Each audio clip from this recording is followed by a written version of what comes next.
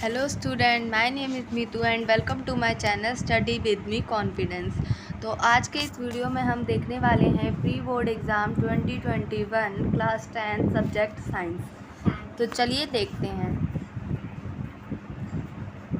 तो इसका पहला क्वेश्चन है, एक अधातु का नाम बताइए जो चमकदार है और एक धातु जो चमकदार नहीं है। तो एक अधातु जो चमकदार है वो होती है आयोडीन, और एक धातु जो चमकदार नहीं होती वो होती है पीबी, या फिर हम कह सकते हैं सीसा। ठीक है, तो चलिए अब हम सेकंड क्वेश्चन देखते हैं। सेकंड क्वेश्चन है, हाइड्रोक्लोरिक अम्ल की सक्रिय धातु के साथ अभिक्रिया कराने पर उत्सर्जित गैस का परीक्षण किस प्रकार करेंगे। तो जब हम हाइड्रोक्लोरिक अम्ल की किसी भी धातु के साथ अभिक्रिया कराते हैं तो उसमें हमारी हाइड्रोजन गैस निकलती है। तो उसका हम परीक्षण कैसे कर सकते हैं। गैस के पास एक जलती हुई माचिस लाओ, वह पॉप ध्वनि से जलती है जो दिखा रहा है कि यह हाइड्रोजन गैस है। तो जब हम उस गैस के पास जलती हुई मोमबत्ती या माचिस लेके जाएंगे तो वो पॉप ध्वनि के साथ जलेगी, जिससे हमें पता चल जाएगा कि वो हमारा हाइड्रोजन गैस है। नेक्स्ट क्वेश्चन है कि निम्नलिखित में उपस्थित अम्ल का नाम बताइए। तो जो सिरका है उसमें हमारा एसिटिक अम्ल होता है, और जो इमली है उसमें हमारा टार्कटिक अम्ल होता है। तो चलिए अब नेक्स्ट देखते हैं। नेक्स्ट है, एक प्रिज्म से निर्गत होने पर प्रकाश की किरण किस दिशा में मुड़ती है। तो इसका आंसर है प्रिज्म के आधार की ओर। नेक्स्ट क्वेश्चन है, संतृप्त हाइड्रोकार्बन का क्या अर्थ है। तो संतृप्त हाइड्रोकार्बन जिसमें कार्बन की वैधता एकल बंध से संतुष्ट होती है वो हमारा संतृप्त हाइड्रोकार्बन होता है।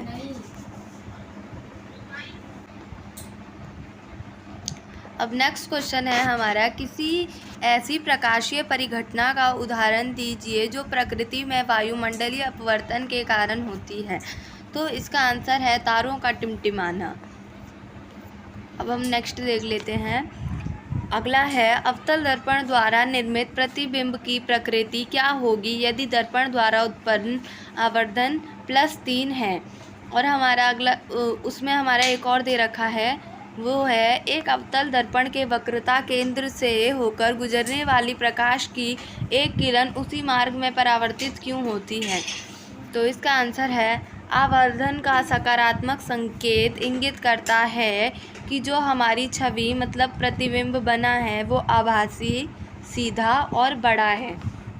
तो अगला है, the ray passing through the centre of curvature incident to the mirror along its normal, so angle I बराबर एंगल आर बराबर 0, therefore the ray retraces its path. तो इसका मतलब है कि जो भी हमारी प्रकाश किरण वक्रता केंद्र से होकर आती है वो हमारी दर्पण के साथ एंगल आई बराबर एंगल आर बराबर 0 हो जाता है, इसीलिए वो वापस अपने ही पथ पर मुड़ जाती है। अगला क्वेश्चन है, निम्न स्थिति में चुंबकीय क्षेत्र की दिशा बताइए। यदि चालक पर बल ऊपर की तरफ हो और विद्युत धारा सामने की तरफ, तो हमें बताना है कि इसमें चुंबकीय क्षेत्र की दिशा क्या होगी। तो इसका आंसर होगा लंबवत ऊपर की ओर, फ्लेमिंग के बाएं हाथ का नियम। हमारा अगला क्वेश्चन है, एक सीधे धारावाही चालक के चारों ओर उत्पन्न चुंबकीय क्षेत्र की दिशा निर्धारित करने का नियम बताइए। तो इसका आंसर होगा दाहिने हाथ के अंगूठे का नियम। फिर अगला क्वेश्चन है, किसी चालक में उत्पन्न ऊष्मीय ऊर्जा के बीच संबंध लिखें जब उसके टर्मिनलों पर विभवांतर V हो और t समय के लिए विद्युत धारा I प्रवाहित होती है। इसके ऑप्शन में एक और क्वेश्चन दे रखा है, एक ऐसे उपकरण का नाम लिखिए जो किसी विद्युत चालक में विभवांतर बनाए रखता है। तो इसका आंसर होगा ऊष्मीय ऊर्जा H=VIT, या फिर सेल या बैटरी। उसके बाद हमारा अगला क्वेश्चन है, वृक्क की संरचनात्मक एवं कार्यात्मक इकाई क्या है। तो इसका आंसर है वृक्काणु। उसके बाद हमारा अगला क्वेश्चन है, रुधिर के उस घटक का नाम बताइए जो चोट लगने की स्थिति में रुधिर का थक्का बनाने में सहायता करता है।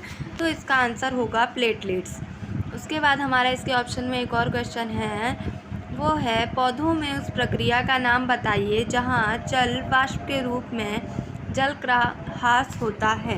तो इसका आंसर होगा वाष्पोत्सर्जन। चलिए अब हम अपना अगला क्वेश्चन देखते हैं। तो अगला क्वेश्चन है हरे पौधों को उत्पादक क्यों कहा जाता है। और इसके ऑप्शन में एक और है आहार श्रृंखला में पोषक स्तर सीमित क्यों होते हैं।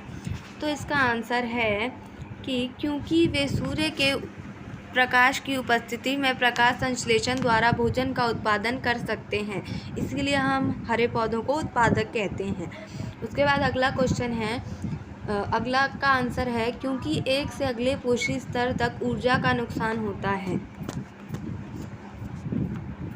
अब हमारा अगला क्वेश्चन है हमारे शरीर में वसा का पाचन कहाँ होता है। तो इसका आंसर होगा यकृत। अब हम अपने अगले क्वेश्चन के लिए इंस्ट्रक्शन पढ़ लेते हैं कि उस क्वेश्चन को करने के लिए क्या निर्देश हमें दिए गए हैं। तो अगले क्वेश्चन के लिए हमें दिया गया है निर्देश कि प्रश्न संख्या 14, 15 और 16 में दो कथन दिए गए हैं। एक अभिकथन ए है और दूसरा कारण आर है। नीचे दिए गए कोड ए, बी, सी और डी में से इन प्रश्नों के सही उत्तर चुनिए। तो हमें दो कथन दे रखे हैं हमें, जिसमें से एक अभिकथन है और दूसरा उसका कारण है। अब हम देख लेते हैं कि हमें उसका आंसर कैसे देना है। ए और आर दोनों सत्य हैं तथा आर अभिकथन की सही व्याख्या है। अगर हमारा ए और आर दोनों ही सही हैं और आर ए की सही व्याख्या है तो हम उसमें ऑप्शन ए भरेंगे। और अगर ए और आर दोनों सत्य हैं तथा आर अभिकथन की सही व्याख्या नहीं है तो हम ऑप्शन बी भरेंगे। और जब हमारा ए सत्य है परंतु आर असत्य है तो हम सी भरेंगे, और ए असत्य है परंतु आर सत्य है तो हम यहाँ पर डी भरेंगे। तो चलिए अब इन क्वेश्चन को हम एक एक करके देखते हैं। तो हमारा क्वेश्चन है अभिकथन हमें दिया है सामान्यतः पारितंत्र के निचले पोषी स्तर पर जीवों की संख्या अधिक होती है और इसका कारण है उपभोक्ता के अगले स्तर के लिए ऊर्जा की मात्रा बढ़ती रहती है। तो जो इसका हमारा आंसर है वो आएगा ऑप्शन सी, क्योंकि इसमें ए सही है पर जो आर है वो गलत है, इसीलिए हमारा इसका आंसर होगा ऑप्शन सी। उसके बाद हम अपना अगला देखते हैं। तो अगले में हमें 15 में हमें दो ऑप्शन दे रखे हैं, फर्स्ट और सेकंड। इसमें से आपको एक ही करना है। तो चलिए दोनों देख लेते हैं हम। तो पहले में हमें अभिकथन दे रखा है कि जनन कोशिका जीन की दो प्रतियों से जीन का एक सेट बनाती हैं। इसका कारण है पैतृक या मात्रक गुणसूत्र के प्रत्येक जोड़े का केवल एक गुणसूत्र ही प्रत्येक जनन कोशिका में जाता है। तो इसका ऑप्शन हमारा ए होगा, क्योंकि इसमें ए भी सही है और आर भी सही है, जो हमारा आर है वो ए की सही व्याख्या है, इसीलिए हमारा इसका ऑप्शन ए होगा। अब हम इसका सेकंड पार्ट भी देख लेते हैं। तो सेकंड पार्ट है अभिकथन मेंडल के प्रयोग में F1 पीढ़ी के पौधों में केवल लंबाई का गुण दिखाई दिया, कारण टी की एक प्रति पौधे को लंबा बनाने के लिए पर्याप्त है।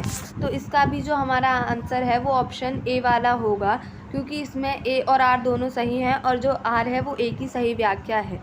और मैं आपको एक बात और बता दूं, ये जो हमारा 15 क्वेश्चन आता है ये मतलब फाइनल में भी ऐसा ही आएगा कि इसमें दो ऑप्शन दे रखे होंगे, लेकिन जो दोनों ऑप्शन हैं उनका आंसर एक ही होगा, या तो ऑप्शन ए या ऑप्शन बी या ऑप्शन सी या डी। ऐसा नहीं होगा कि फर्स्ट का ए है तो सेकंड का सी होगा, इन दोनों के ज़्यादातर आंसर सेम ही होते हैं। तो चलिए अब हम अपना अगला देखते हैं। अगला हमारा क्वेश्चन है अभिकथन है sodium sulphate plus barium chloride, इनकी अगर हम अभिक्रिया कराएंगे तो हमें मिलेगा barium sulphate plus sodium chloride. तो इसमें हमें दे रखा है यह अवक्षेप अभिक्रिया का एक उदाहरण है, तो ये हमारा सही है। उसके बाद हमें कारण दे रखा है अवक्षेप एक घुलनशील पदार्थ है, तो ये हमारा गलत है। तो इससे हम देख सकते हैं कि इसके लिए हमारा आंसर सी एकदम सही होगा, क्योंकि इसमें हमारा अभिकथन सही है पर आर गलत है, इसीलिए इसके लिए ऑप्शन सी सही है। अब हम अपना अगला क्वेश्चन देख लेते हैं। अगला क्वेश्चन है 17। इसमें हमें एक वो दे रखा है पैराग्राफ, फिर हमें क्वेश्चन आंसर दे रखे हैं। तो चलिए पढ़ लेते हैं। आवर्तबीजी के जननांग पुष्प में अवस्थित होते हैं। पुष्प के विभिन्न भाग बाह्यदल, पुंकेसर एवं स्त्री केसर। पुंकेसर एवं स्त्री केसर पुष्प के जनन भाग हैं जिनमें जनन कोशिकाएं होती हैं। जब पुष्प में पुंकेसर अथवा स्त्री केसर में से कोई एक जननांग उपस्थित होता है तो पुष्प एक लिंगी कहलाते हैं।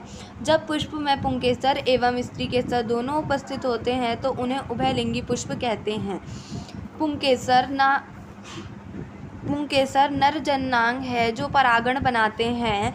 स्त्री केसर पुष्प के केंद्र में अवस्थित होता है। यह पुष्प का मादा जननांग है। तो चलिए अब हम इससे रिलेटेड क्वेश्चन देख लेते हैं क्या है। अब हमें क्वेश्चन दे रखा है कि एक पुष्प एक लिंगी होता है यदि इसमें ऑप्शन 4 दे रखे हैं, तो इसका आंसर होगा थर्ड, पुंकेसर अथवा स्त्री केसर। अगर इन दोनों में से एक जननांग उपस्थित है हमारा पुष्प में तो वो पुष्प हमारा एक लिंगी पुष्प होता है। तो चलिए अब हम अगला देखते हैं। अगला है किसी पुष्प में दृष्टिगत विभिन्न जनन की अवस्थाएं हैं, तो इसका आंसर है ऑप्शन सी, क्योंकि हमारा पहले युग्मक बनता है, फिर युग्मनज बनता है, फिर भ्रूण होता है और फिर वो अंकुर होता है। तो इसके लिए हमारा ऑप्शन सी एकदम सही है। चलिए अब हम अपना अगला देखते हैं। तो अगला दिया गया चित्र निषेचन से पहले पुष्प के स्त्री केसर का अनुप्रस्थ काट है। इसमें हमें ये दे रखा है, फिर हमें दे रखा है निषेचन से पहले नर एवं मादा कहाँ होंगे, तो इसका आंसर होगा ऑप्शन डी। तो जो हमारा नर युग्मक है वो ई वाले जगह पे होगा और जो मादा युग्मक है वो डी वाली जगह पे होगा। तो इसीलिए हमारा इसका ऑप्शन सी डी सही है। चलिए अब हम अपना अगला देखते हैं। अगला है हमारा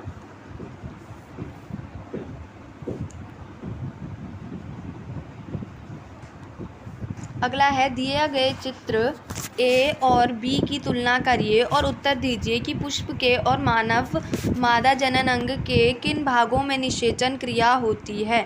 तो इसका आंसर होगा अंडाशय एवं अंडवाहिका, क्योंकि जो हमारा पुष्प है उसमें अंडाशय में निषेचन होता है और जो मादा है उसमें अंडवाहिका में निषेचन होता है। तो इसका ऑप्शन ए एकदम सही होगा।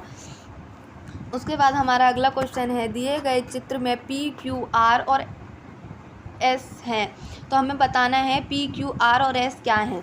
तो जो हमारा पी है वो है हमारा पुंकेसर, और जो क्यू है वो है बाह्यदल, और जो एस है वो है हमारा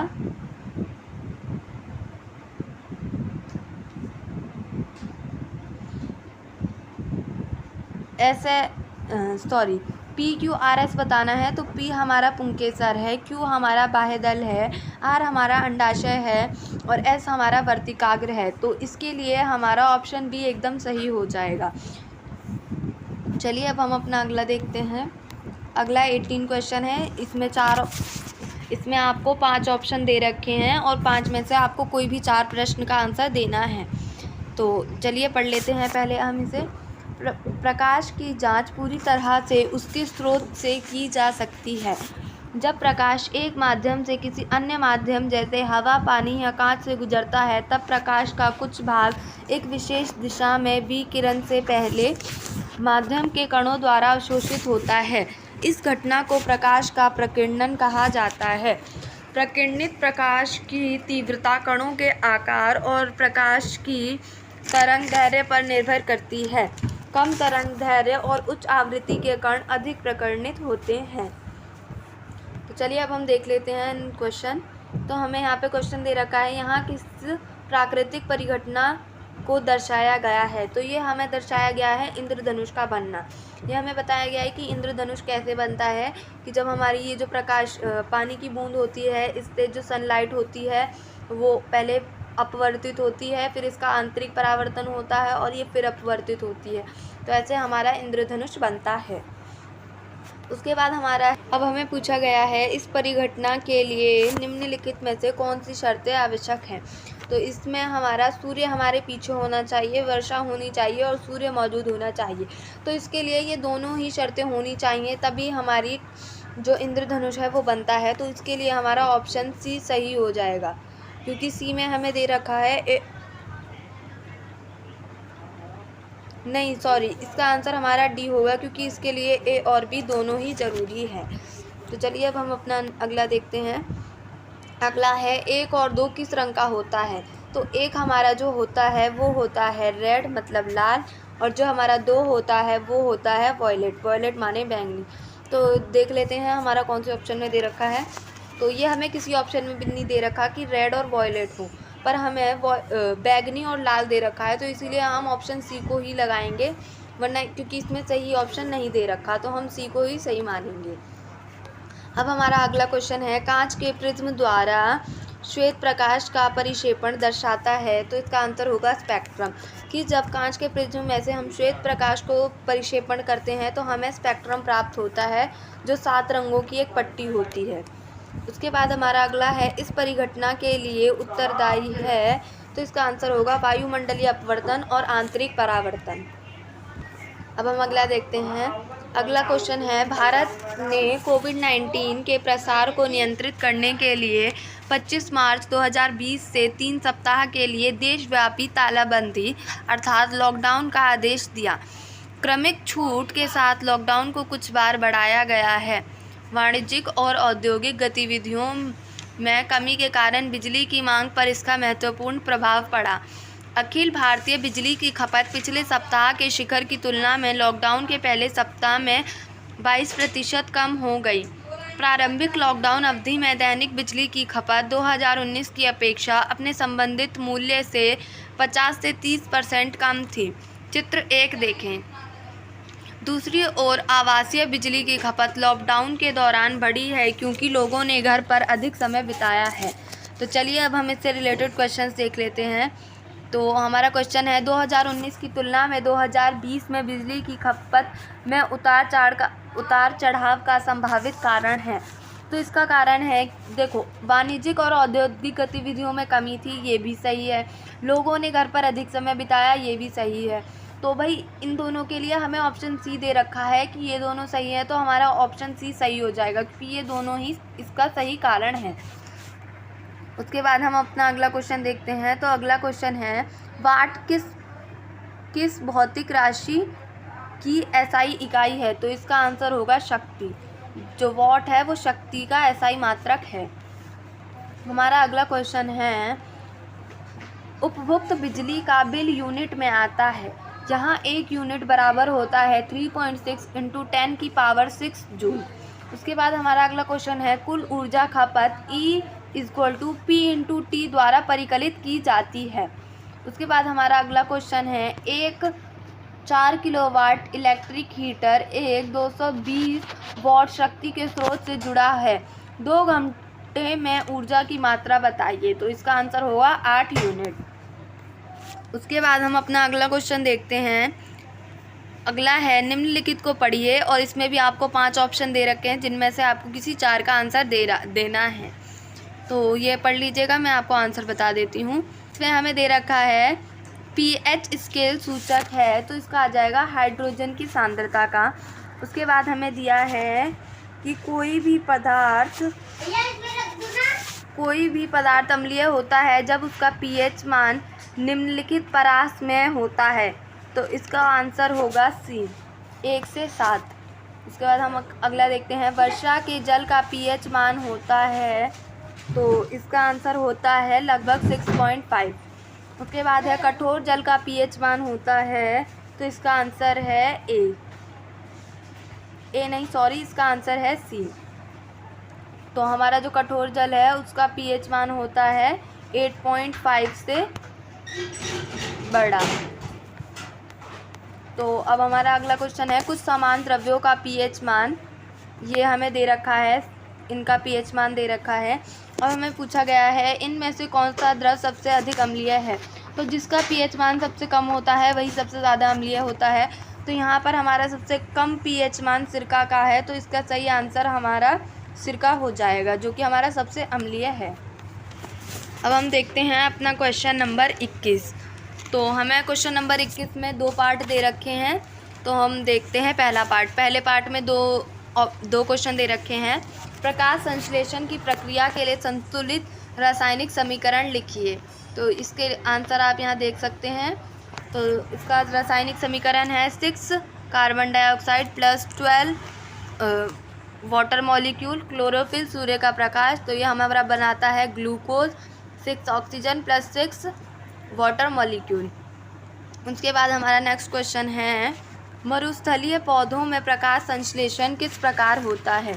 तो इसका आंसर है मरुस्थलीय पौधे रात्रि में कार्बन डाइऑक्साइड लेते हैं और एक मध्यस्थ उत्पाद बनाते हैं, दिन में क्लोरोफिल ऊर्जा अवशोषित करके अंतिम उत्पाद बनाते हैं। इस प्रकार जो मरुस्थलीय पौधे हैं वो प्रकाश संश्लेषण करते हैं।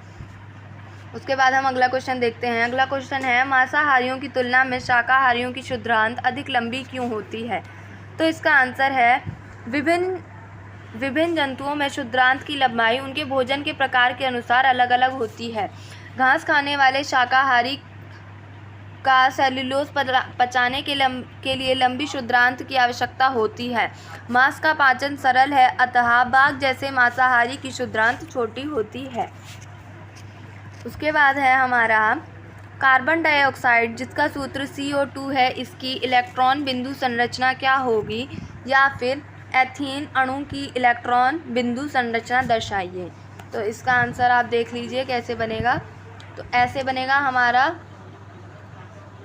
तो ये हमें दे रखा है कि कार्बन डाइऑक्साइड की इलेक्ट्रॉन बिंदु संरचना कैसे बनेगी, और ये हमें दे रखा है कि इथेन की इलेक्ट्रॉन बिंदु संरचना कैसी है। अब हम अपना अगला क्वेश्चन देखते हैं। अगला है आयनिक यौगिकों के 2 भौतिक गुणधर्म लिखिए। तो इसका आंसर है आयनिक यौगिक के भौतिक गुणधर्म, ये ठोस होते हैं, प्राय गलनांक तथा क्वथनांक अधिक होते हैं, जल में घुलनशील होते हैं, जलीय विलयन में विद्युत के सुचालक होते हैं। उसके बाद है हमारा कारण बताइए। सूर्योदय के समय सूर्य लाल क्यों दिखाई देता है। तो इसका आंसर होगा क्षितिज के समीप स्थित सूर्य से आने वाला प्रकाश हमारे नेत्रों तक पहुंचने से पहले पृथ्वी के वायुमंडल में वायु की मोटी परतों से होकर गुजरता है। क्षितिज के समीप नीले तथा कम तरंग दैर्घ्य के प्रकाश के अधिकांश भाग का वायु के कणों द्वारा प्रकीर्णन हो जाता है, इसीलिए हमारे नेत्रों तक पहुंचने वाला प्रकाश अधिक तरंग दैर्घ्य का अर्थात लाल रंग का होता है। इससे सूर्योदय या सूर्यास्त के समय सूर्य लाल रंग का प्रतीत होता है। उसके बाद हमारा अगला क्वेश्चन है एक अंतरिक्ष यात्री को आकाश नीले रंग के बजाय काला दिखाई क्यों देता है। तो इसका आंसर होगा कि वहाँ पर जो प्रकीर्णन है वो सुस्पष्ट नहीं होता है, इसीलिए एक अंतरिक्ष यात्री को जो आकाश है वो नीले रंग की जगह काले रंग का दिखाई देता है। उसके बाद हमारा अगला क्वेश्चन है निम्नलिखित विद्युत परिपथ का अध्ययन करिए और परिपथ में प्रवाहित विद्युत धारा ज्ञात कीजिए। तो इसका आंसर होगा 10 ओम और 20 ओम श्रेणी क्रम में जुड़े हुए हैं, अतः कुल प्रतिरोध हमारा 30 ओम हो जाएगा। फिर उसमें प्रवाहित धारा को हम निकालेंगे तो वो हमारा आंसर आ जाएगा 3/30, जो कि हमारा कट के 1/10 हो जाएगा, और अगर हम इसे लिखना चाहें तो ये हो जाएगा 0.1 एम्पियर। अब हम अपना अगला क्वेश्चन देखते हैं। तो अगला क्वेश्चन है मानव में लिंग निर्धारण की व्याख्या करिए। तो मानव में लिंग निर्धारण की ये होता है कि अगर मादा का X गुणसूत्र नर के X गुणसूत्र के साथ मिलता है तो जो शिशु होता है वो मादा शिशु बनता है, मतलब लड़की होती है। और यदि माता का X गुणसूत्र नर के Y गुणसूत्र के साथ निषेचन करता है तो जो हमारा शिशु बनता है वो नर शिशु होता है, अर्थात लड़का होता है। अब हम अपना अगला क्वेश्चन देखते हैं। अगला है अगर हम शुद्ध लंबे मटर के पौधे को शुद्ध बौने मटर के पौधे के साथ संकरण कराते हैं तो हमें F1 पीढ़ी में मटर के पौधे मिलेंगे। यदि अब हम F1 संतति के मटर के पौधों का स्वपरागण कराते हैं तो हम F2 पीढ़ी में मटर के लंबे और बौने पौधे प्राप्त करते हैं। तो इसमें हमें 3 क्वेश्चन पूछ रखे हैं। पहला, F1 पीढ़ी में मटर के पौधे कैसे दिखते हैं। दूसरा, F2 पीढ़ी में मटर के लंबे और बौने पौधों में फिनोटाइप अनुपात क्या होगा। तीसरा है, उचित कारण का उल्लेख करते हुए बताइए पौधों का वह कौन सा लक्षण है जो F1 पीढ़ी में तो नहीं दिखाई दिए जबकि F2 पीढ़ी में दिखाई दिए। तो इसका आंसर होगा, पहले का होगा F1 पीढ़ी में सभी पौधे लंबे दिखते हैं। दूसरे का होगा 3:1 और फिर चौथे का होगा बौना पौधा लक्षण अप्रभावी है, जो F1 पीढ़ी में नहीं आए थे परंतु F2 पीढ़ी में दृष्टिगोचर नहीं थे, अर्थात दिखाई दिए थे। और इसका कारण ये है कि जो बौना पौधा है उसके लिए दोनों छोटी टी की आवश्यकता होती है, जबकि लंबा पौधे के लिए एक प्रतिकृति बड़ा टी ही काफ़ी होता है। उसके बाद हमारा अगला क्वेश्चन है, ओजोन परत का ह्रास चिंता का कारण है, इस कथन को समझाइए, इस क्षति को सीमित करने के लिए कोई सुझाव दीजिए। तो इसका आंसर है ओजोन परत सूर्य से आने वाली पराबैंगनी विकिरणों से हमारी रक्षा करती है। ओजोन परत के अपक्षय के कारण त्वचा कैंसर, मोतियाबिंदु, आनुवांशिक भिन्नताएं होती हैं। क्षति को सीमित करने के लिए सुझाव हैं एरोसोल, क्लोरोफ्लोरोकार्बन का सावधानी पूर्वक प्रयोग या कम प्रयोग। उसके बाद है नाभिकीय विखंडन पर आधारित प्रयोग पर रोक। उसके बाद हमारा अगला क्वेश्चन है, अमीबा में पोषण चित्र द्वारा दर्शाइए और उस भाग को नामांकित कीजिए जो इस कार्य को करने में सहायक है। पोषण के अतिरिक्त इस भाग द्वारा किए जाने वाले अन्य कार्य का भी उल्लेख कीजिए। तो ये रहा हमारा अमीबा में पोषण की, पहले ये हमारा अमीबा होता है और ये खाद्य कण होता है। उसके बाद अमीबा धीरे धीरे अपने पादाप से जो खाद्य कण है उसे घेरता है। उसके बाद जो अमीबा है वो खाद्य कण के चारों ओर एक खाद्य रिक्तिका बनाता है। उसके बाद वो खाद्य कण को अपने अंदर ले लेता है। उसके बाद कूटपाद है जो उसे पोषण में सहायता करता है, और कूटपाद उसे सिर्फ पोषण में नहीं चलने में भी सहायता करता है। उसके बाद हम अपना अगला क्वेश्चन देखते हैं। अगला क्वेश्चन है, विद्युत, ऊष्मा एवं प्रकाश की उपस्थिति में होने वाली वियोजन तथा अपघटन अभिक्रियाओं के एक एक उदाहरण लिखिए। तो चलिए अब हम इसका आंसर देख लेते हैं। इसका आंसर देख लीजिए, ये दे रखे हैं, इसे लिख लीजिए। ये हमें दे रखा है विद्युत के द्वारा अपघटन, ये हमें ऊष्मा के द्वारा, और ये दे रखा है कि सूर्य के प्रकाश द्वारा। उसके बाद हमारा अगला क्वेश्चन है, अगले क्वेश्चन में हमें 3 दे रखे हैं, हम तत्वों का वर्गीकरण क्यों करते हैं। उसके बाद मेंडलीफ ने अपनी आवर्त सारणी बनाने में किन 2 मानदंडों का उपयोग किया था, और तीसरा है मेंडलीफ ने अपनी आवर्त सारणी में कुछ रिक्त स्थान क्यों छोड़े। तो इसका आंसर हम देख लेते हैं। तो इसका आंसर है, पहले का आंसर होगा तत्वों के अध्ययन में सुविधा, दूसरा है परमाणु भार और उनके ऑक्साइड हाइड्राइड बनने के आधार पर, तीसरा है उस समय जो तत्व नहीं खोजे गए थे। उसके बाद हमारा अगला क्वेश्चन है, आपको 3 धातु के नमूने दिए गए हैं, सोडियम, मैग्नीशियम और कॉपर। अभिक्रियाशीलता के घटते क्रम में व्यवस्थित करने के लिए किन्हीं 2 गतिविधियों का सुझाव दीजिए। तो इसका आंसर होगा गतिविधि 1 जल के साथ अभिक्रिया और गतिविधि 2 विस्थापन अभिक्रिया। उसके बाद हमारा अगला क्वेश्चन में 2 दे रखे हैं, उस उत्तल दर्पण की फोकस दूरी ज्ञात कीजिए जिसकी वक्रता त्रिज्या 32 है। और अगला क्वेश्चन है, कोई अवतल दर्पण अपने सामने 10 सेंटीमीटर दूरी पर रखे किसी बिंब का 3 गुना आवर्धित बड़ा वास्तविक प्रतिबिंब बनाता है, प्रतिबिंब दर्पण से कितनी दूरी पर है। तो इसका आंसर देख लीजिए, यहाँ पे हमें दे रखा है जो R है वो 32 है, और जो हमारा आप है वो ट्वाइस ऑफ फोकल लेंथ होता है, मतलब फोकस दूरी होता है। तो फोकस दूरी हो जाएगा R का आधा, जो कि हो जाएगा 16 के बराबर। उसके बाद हमें ये दे रखा है, जो हमारा आवर्धन है वो बराबर होता है HI बराबर H0, जो कि बराबर होता है -V/U।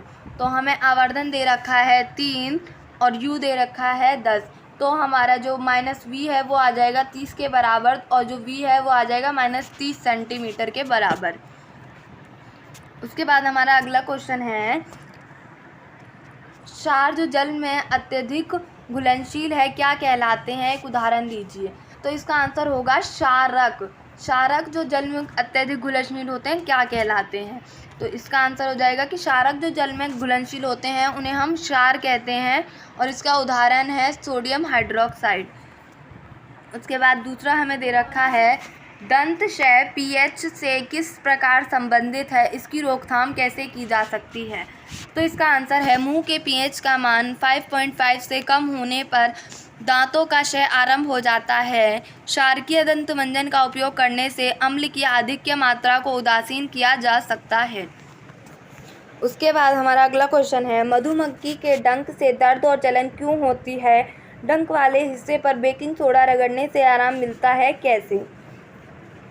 तो इसका आंसर होगा मधुमक्खी का डंक अम्ल छोड़ता है जिसके कारण दर्द एवं जलन का अनुभव होता है। डंक मारे गए अंग में बेकिंग सोडा के उपयोग के कारण वहाँ उदासीनीकरण अभिक्रिया होती है और आराम मिलता है। इसके 2 पार्ट हैं, तो दूसरा पार्ट देख लेते हैं।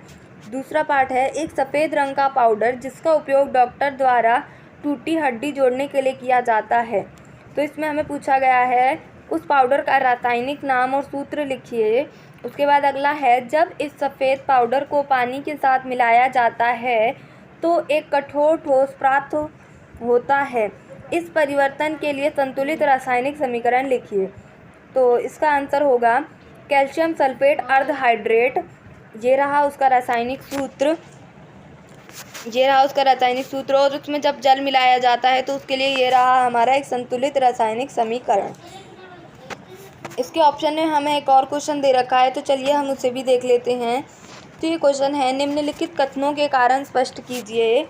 पहला है, आश्रित जल विद्युत चालन नहीं करता जबकि नल का जल करता है। तो इसका आंसर होगा नल के जल में घुलित आयन के कारण विद्युत का चालन करता है, परंतु आसुत जल में घुलित आयन घुलित अवस्था में नहीं होते, इसीलिए वो विद्युत का चालन भी नहीं करता। उसके बाद हमारा क्वेश्चन है, गर्मियों के मौसम में एक ग्वाला प्राय ताजे दूध में थोड़ा सा बेकिंग सोडा मिलाता है, तो हमें इसका कारण बताना है। तो इसका कारण है पीएच को 7 से अधिक कर देता है दूध को खट्टा होने से बचाने के लिए। उसके बाद हमारा क्वेश्चन है, अमोनिया एक क्षारक है परंतु इसमें हाइड्रोक्सिलिक समूह नहीं होता। तो इसका आंसर है अमोनिया जल में घुलकर क्षार अमोनिया हाइड्राइड बनाती है, जिसका फॉर्मूला ये है, इसीलिए। ठीक है, तो चलिए अब हम अपना अगला क्वेश्चन देखते हैं। तो अगला क्वेश्चन है, ऐसे यौन संचरित रोगों के नाम बताइए जिसका संचरण क्रमशः बैक्टीरिया एवं वायरस से होता है। इनकी रोकथाम किस प्रकार की जा सकती है? तो बैक्टीरिया से जो यौन संचरित रोग होते हैं वो होते हैं गोनेरिया और सिल्फिस, और वायरस से जो होता है वो होता है एड्स या फिर HIV। उसके बाद हमारा अगला क्वेश्चन है, मानव में वृषण द्वारा किए गए 2 कार्यों की सूची बनाइए। तो इसका आंसर है इसका हम पूरा देख लेते हैं। इसके रोकथाम के तरीके होते हैं यौन अंगों की देखभाल, सुरक्षित यौन रीति अपनाना, कंडोम का उपयोग। उसके बाद हमारा अगला क्वेश्चन का आंसर है शुक्राणु का निर्माण, टेस्टोस्टेरोन हार्मोन का स्रावन। अब हम अपना आखिरी क्वेश्चन देख लेते हैं। तो आखिरी क्वेश्चन में पहला है हमारा, चुंबकीय क्षेत्र रेखाएं क्या होती हैं? उसके बाद है, निम्नलिखित कथनों को स्पष्ट कीजिए। 2 चुंबकीय क्षेत्र रेखाएं कभी एक दूसरे को नहीं काटती हैं और चुंबकीय क्षेत्र रेखाएं बंद वक्र हैं। तो इसका आंसर होगा चुंबक के चारों ओर वह क्षेत्र जहां चुंबकीय पदार्थ बल का अनुभव होता है वो चुंबकीय क्षेत्र रेखाएं होती हैं। उसके बाद है, यदि प्रतिच्छेद बिंदु पर दिक्सूचक को रखेंगे तो दिक्सूचक की सुई को 2 दिशा में जाना चाहिए जो संभव नहीं है। और फिर अगले का है, बंद वक्र बनाती हैं, चुंबक के उत्तरी ध्रुव से गमन करती हुई दक्षिणी ध्रुव की ओर जाती हैं। अब हम इसका सेकंड देख लेते हैं।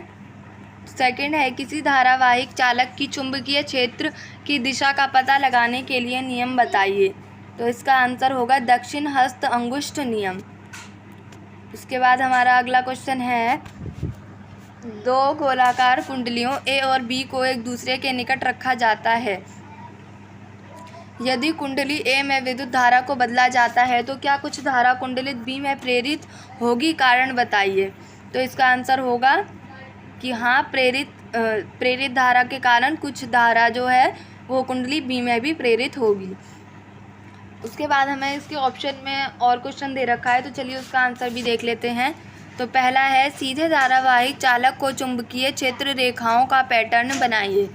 तो इसको आप 2 तरीके से बना सकते हैं, या तो आप या तो आप ऐसे बना दीजिए कि विद्युत धारा नीचे की तरफ है, या बना दीजिए विद्युत धारा ऊपर की तरफ है, और ये रही हमारी चुंबकीय क्षेत्र रेखाएं।